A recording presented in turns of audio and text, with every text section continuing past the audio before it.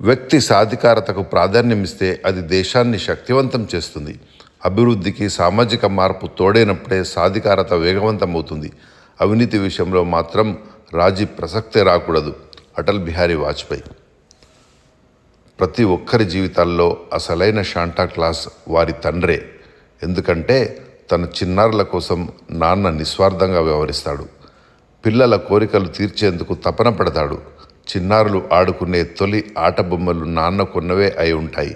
అటుపై వారి అవసరాలు తీర్చేది ఆయనే. మీరు పెద్దయినా మీ తండ్రి రక్షణలో ఉంటే మీరు అత్యంత అదృష్టవంతులు. గుర్మీత్ చడ్డా వ్యాపారవేత్త. శారీరక దారుఢ్యం, సంపద, పరపతి వీటి ద్వారా జీవితంలో మీకు ఆనందం, సంతృప్తి లభించే అవకాశం అతి స్వల్పం.